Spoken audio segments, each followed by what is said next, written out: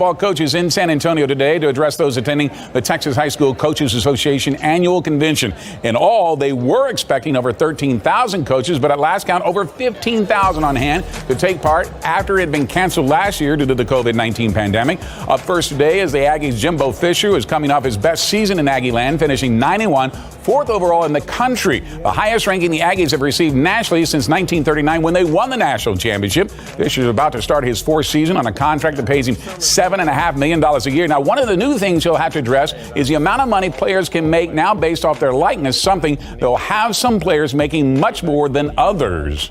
Well, that's part of it. It's like they're going to do it in pro ball. I mean, usually about 10 or 15% of the players make all the money. The rest of everybody else is minimum. I mean, that's part of the world, and we explain that to them. As we go in, I think the educational process of guys, some guys are going to get more than others based off what they do and how they do it. And I think keeping it educational, and I think that's going to be one of the challenges we have to face.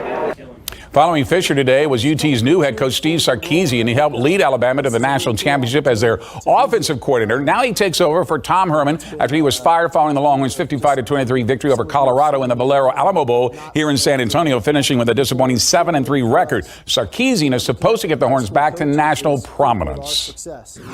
And then once you recognize what you sign up for and the expectations and the standard and the bar that's been set, then you kind of set that to the side and you got to get boots on the ground. You got to go to work and you focus on the process, not necessarily the end result. And if you lay a really good foundation and you do the process the right way, you put yourself in position to hopefully meet or exceed some of those expectations and standards that have been set. Yeah, folks, Coach Simmons here.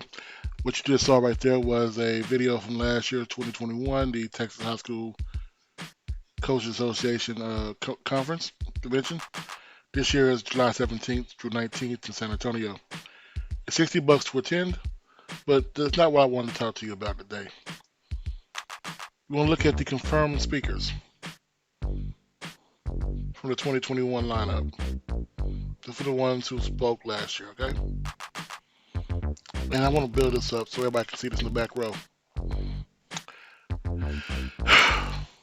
All right, man. Do you see anybody on this list from the SWAC? I see Baylor, UT, Rice, China High School, Texas Permian Basin, talking about their turf. Texas Long Snapping, SMU, Houston, A&M, Mary Hardin Baylor, Denton Ryan. Well, Coach, those are all from Texas. Ole Miss, Katy, Ole Miss again, North Texas, Cedar Hill, TCU, Texas State, Oklahoma, Alabama, UTEP, UTSA, and Texas Tech. Coach Saban once said, if you want to recruit the state of Texas, you have to be a speaker at this conference. And this is from last year, so this is 2021. And you can tell who are the top 3 recruiting classes in the country. Texas A&M, Alabama, UT, or the number 5, but you know what I'm talking about.